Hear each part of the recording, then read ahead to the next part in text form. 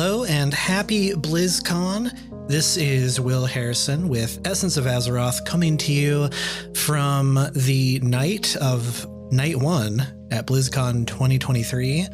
It is almost 9 o'clock Eastern Time. All of the reveals have been laid bare in front of us for every game, but especially World of Warcraft, which if you, as I balance my audio here, if you were following along, then you were hit with a treasure trove of new information.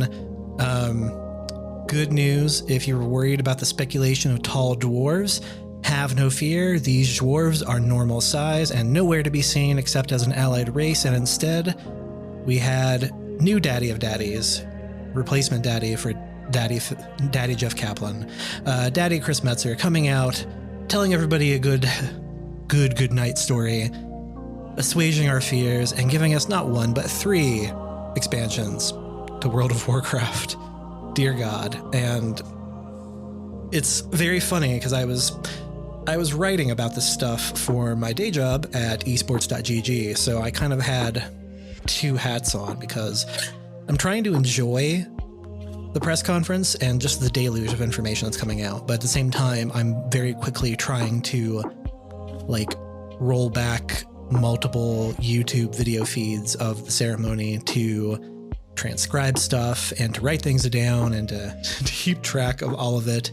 And guess what? That's all really hard to juggle, and I wrote a lot today. But on the plus side, that means we have a lot to talk about in regards to lore. So if you need a catch up real quick, I'll just blaze through the finer points, and then we'll talk about the things that I think are interesting. And the first being that, as Chris Metzen described it, we are coming to the end of the first 20 years of World of Warcraft as a story. How he described it, that these next 3 expansions, which have been dubbed the WorldSoul Saga, are going to close that chapter of WoW and introduce us to a new chapter that will cover the next 20 years, because we're going to be playing this fucking game until we are old and decrepit, which I actually made a reference to, which we love. And what we were revealed to see was more information than I think I was expecting. We have 3 flavors of World of Warcraft available at the tap. The first being World of Warcraft, The War Within, which will be the next expansion, and will take us to a brand new continent to the west of Pandaria. So if you were looking to figure out where this new content takes place for chunk number 1, there you go. I'm sure we'll get I wouldn't be surprised if we got an updated map by the end of the weekend, which would be great. And in this expansion, we will be going to war with the Nerubians, the last Nerubians who had laid dormant since the fall of the Black Empire, biding their time deep underground the earth, and have been rallied by none other than our former friend of a dagger turned enemy of an Azafrir, Xalatoth, who has arisen as the first harbinger for the Void Lords and has used the black blood of the old gods to offer the Nerubians, much in the way that Azshara was offered, a chance to rule once again, and has offered them evolution in the form of alchemical mixtures made with the blood of the old gods to morph them. And in most cases, it turns them kind of similar to the Naga, in the fact that they are brought to be very humanoid. You can actually check out some of the sketches from the deep dive earlier today, which I highly recommend because they did size comparisons for some of the new enemies that are all Nerubian based, and that stuff is very cool. So we will be going to war with the Nerubians, who are beginning to rise up from their former slumber deep down in what will be the final zone of War Within, the max level zone of, which I can tell you here, I had all my stuff pulled up and then I lost it. Quando digo que deixei de te amar, é porque eu te amo. Ei, que isso? Eu, Fábio Porchat, cantando? Não, calma, não precisa se assustar. No dia 11 de abril, eu vou estar ao lado da Sandy nas telas de cinema de todo o Brasil com o filme Evidências do Amor. Uma comédia romântica repleta de reviravoltas, muita diversão, é claro. Venha se emocionar, soltar a voz e dar boas risadas. Evidências do Amor. 11 de abril, somente nos cinemas. Verifique a classificação indicativa. We'll get there eventually. Oz Kahet, or Oj Kahet, which, if you are familiar with Nerubian naming conventions, is very similar to what we saw in Northrend. And what's interesting is that the society built by the Nerubians is quite advanced.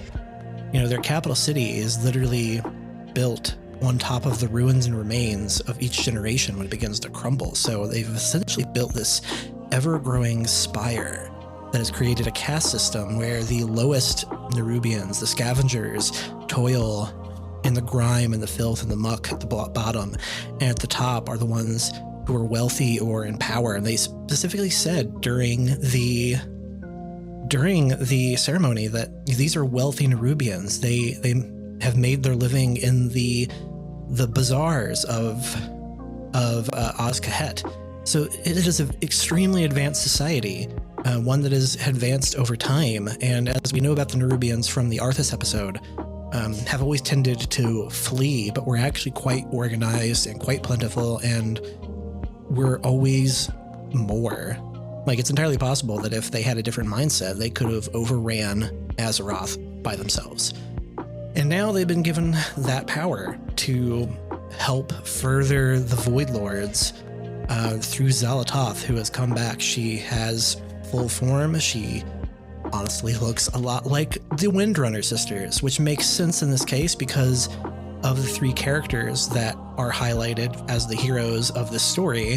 One of them is Illyria Windrunner, the Windrunner sister who isn't undead or covered in the power of the Void.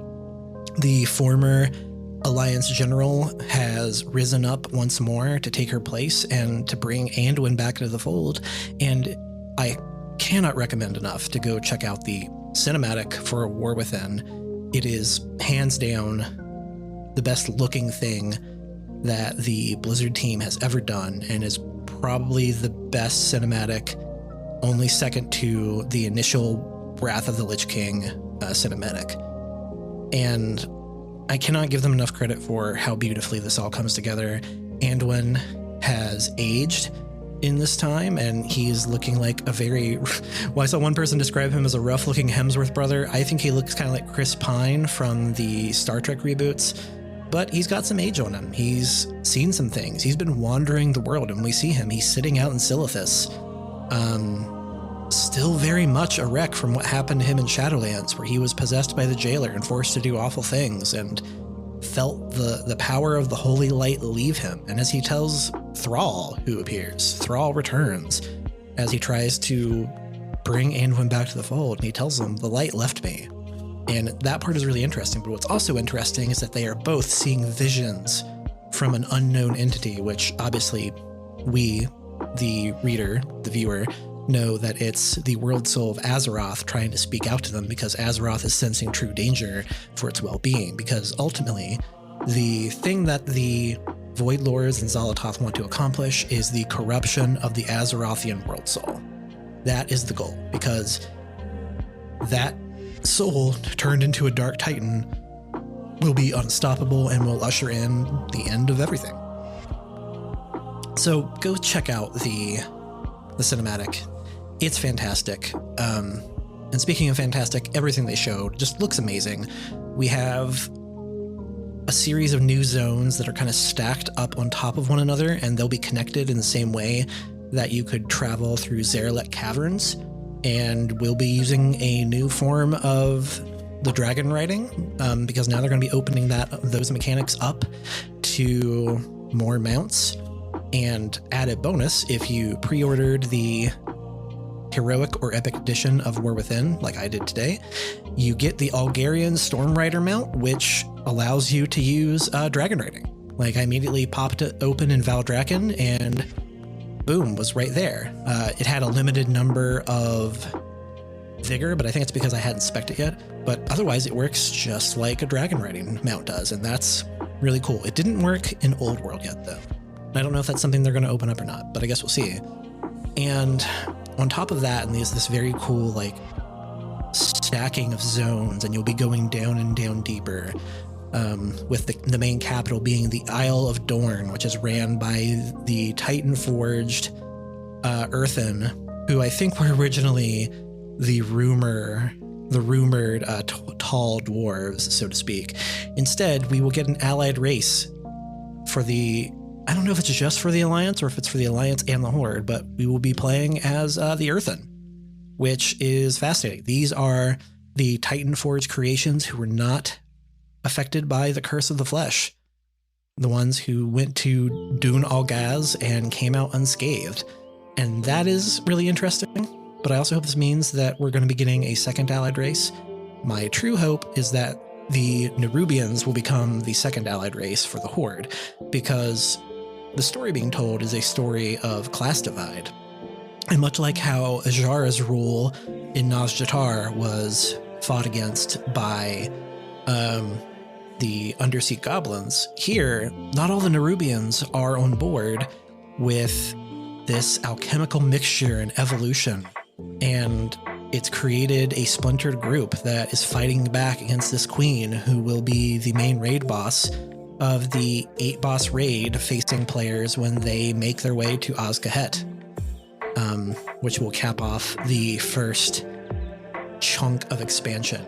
And along the way, we also get 8 new dungeons that are all set in the new areas, and also a new open world dungeon crawl mechanic that's being called Delves, which will feature story-driven evergreen NPC characters who you will level up and will tell a story as you go and also help you. And the first one's going to be, I believe they said Bran's Bronzebeard, and he'll have his own talent tree, finally. And that also came on the heels of the new warband feature, which I think is probably the most exciting thing for a lot of us, where all of your characters will basically share their items. Transmogs, banks, crafting materials, achievements, reputations. Finally, after 20 years, you will not have to individually grind the Netherwing race faction ever again on multiple characters. It's done. We're good to go. That is all extremely exciting. And the last thing, which is something I actually called in our Discord for Essence of Azeroth, which you can join if you go subscribe at any level to our Patreon, and you can get access and talk to me whenever you want. Doesn't that sound great? Isn't that worth money? Clearly. You can go subscribe over at patreon.com/Essence of Azeroth. And one of the things I was talking about is that I really wish that they had a hero class function for each class, and we're kind of getting that. There's going to be a new hero talents tree available in 3 specs for each class. Do you want to turn your hunter into a dark ranger? You can do that. They gave some other examples. I believe they mentioned a dark seer, and there's other things going on. And considering that WoW Classic is getting warlocks as tanks, that might be something we see for warlocks too. They also mentioned mages as healers. So they're trying new things with the classes, and I think that's really interesting. So we're going to have that to look at. And if that would have been all they showed and announced, I would have been happy. But we also get to see further into the future of what this WorldSoul Saga is going to be. And Metzen mentions that the release schedule for content going forward is going to be much faster and snappier. So I wonder if these expansions are actually going to be truncated and probably released quicker, but they won't have as long of a shelf life. Dragonflight might actually be a really good example, where Dragonflight got about a year. And then we're on to the next. And speaking of on to the next, we will next, for the second part of the WorldSoul Saga, be going to World of Warcraft Midnight. And the first of really exciting news, we're going to be going back to the old world. We're going to be delving into the Isle of Quel'Thalas to fight the forces of the Void that are now taking over and coming out into the world and looking to find a way to corrupt Azeroth. And that's all we got about that, other than a really cool looking logo and some information. Like, going back to Quel'Thalas, I'm hoping that means that we're going to get a revised Sunwell raid. And if that had been enough, I would have been thrilled. But no, they weren't done. They weren't done cooking. The third and final part of the WorldSoul Saga, World of Warcraft, The Last Titan. It's finally happening. We're going back to Northrend. We're going to be seeing a new Northrend post Wrath of the Lich King and seeing how it's developed and trying to summon back the spirits of the Titans to Ulduar in order to mount an offensive to save Azeroth and to keep its corruption from happening. As a lore fan, that is just like 20 times of exciting. And I can't wrap my head around it. Like, I'm glad they announced it, but it's almost too much information. And on top of that, I'm left with another question from the cinematic, where Thrall and Anduin are very clearly out in Silithus because they reference, like, hey, this sword was thrown at a target, but what? And that is an interesting hypothesis because that was thrown there by Sargeras, who is still alive and kicking and locked away by our friend Illidan. So once again, I'm going to call my shot. I said this a couple of episodes ago. I said it in the Discord. I think that the forces of Azeroth facing eradication and corruption are going to have to turn to Sargeras and say, hey, we don't agree. The only thing we agree on is that we don't want to face utter eradication, which is true. Sargeras doesn't want the bringing of nothingness. He wants to raise the universe, to restart it, to give it a chance to cleanse the corruption. He doesn't want the corruption to win. So I can see a scenario where the heroes of Azeroth have to go to Sargeras and make a deal with the devil to keep Azeroth from being corrupted. But in turn, they may have to show that, hey, Azeroth hasn't been corrupted yet. Because that was always Sargeras' thing, is like, hey, it's kind of like the movie Minority Report. He's trying to eliminate thought crime. If there's a potential for being corrupted, then he was going to destroy it. And he failed. But it also brings about an interesting point of how he knew where to throw his giant ass sword in Silithus. And has that revealed something? Are we going to be heading back to Silithus? Are we going to be heading into Ankh-Kiraj? Like, those are just questions that I have, but they're exciting ones nonetheless. I completely trust Chris Metzen's vision. He is the crafter of WoW lore. He is its father. We are all his children, and now Daddy is back. I did have a brief moment of laughing during all of this, because I think one way or another they probably would have had Metzen come back to write this thing, because ultimately it's his. And also, as longtime fans of the show know, I love saying that everything starts with the Titans, and in this case, it literally is starting with and ending with the Titans. But the thing that's really interesting about this is going to be the end of a chapter for WoW. And then we're going to move on to something else, new adventures or something. And we don't know. Like, it was just nice to hear that a commitment to World of Warcraft is being made, because this year's BlizzCon was definitely all about Warcraft in all its forms. And that's exciting. And sure, I didn't get my Heroes of the Storm announcement, but I'm still huffing the copium. I think it's going to happen, and that's great. Real quick before we go, I asked some of our Discord users their thoughts on today's proceedings, and include some comments such as our most recent subscribee, Calcus, who is at BlizzCon and is actually procuring some merch for me that you will see in the future that I'm very excited about. And he says, WorldSoul Saga is very exciting to me. It's the first time we see an actual plan in place, which is true. Hopefully this creates some continuity between expansions.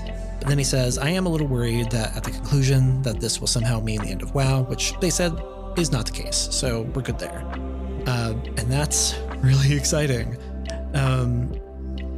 Everything is really cool, and it was interesting to see Xal'atath be brought back. Like, I'm not used to, as a fan of WoW in the recent times, of story hooks being brought back like that.